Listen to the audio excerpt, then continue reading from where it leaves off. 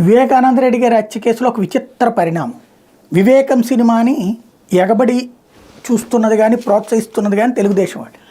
ఇప్పుడు ఆ తెలుగుదేశం వాళ్ళు ప్రోత్సహిస్తున్న దస్తగిరే ఇప్పుడు ఆ తెలుగుదేశం వాళ్ళు ప్రోత్సహిస్తున్నటువంటి వివేకం సినిమా ఆపమంటూ కోర్టుకు వేశారు.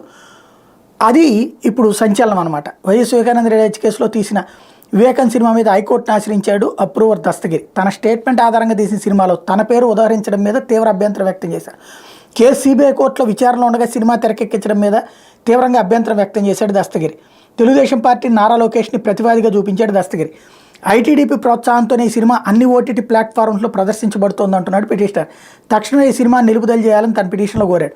పులివెందుల నుండి ఎమ్మెల్యే అభ్యర్థిగా పోటీ చేస్తున్న కారణంగా ఈ విధమైన సినిమా ప్రదర్శించబడటం తన హక్కులు భంగం కలిగిస్తుందన్నాడు పిటిషనర్. సెన్సార్ బోర్డు నిబంధనలకు విరుద్ధంగా ఈ సినిమా ప్రదర్శించబడుతోందంటూ పిటిషన్లో పేర్కొన్నాడు. తక్షణం ఎలక్షన్ కమిషన్కి ఆదేశాలు ఇవ్వాల్సిందిగా తన పిటిషన్లో కోరాడు దస్తగిరి. పిటిషనర్ తరపున వాదనలు వినిపించబోతున్నారు ప్రముఖ న్యాయవాది జడ శ్రవణ్ కుమార్. కేవలం రాజకీయ ప్రయోజనాలతో తెలుగుదేశం పార్టీ వెనక ఉండి ఈ సినిమాను ప్రదర్శిస్తోందని ఆరోపించాడు దస్తగిరి. తక్షణమే ప్రతివాదులందరికీ ఆదేశాలు ఇవ్వాలని కోరాడు పిటిషనర్. పిటిషనర్పై హైకోర్టు రేపు విచారిస్తుందని భావిస్తున్నారన్నమాట.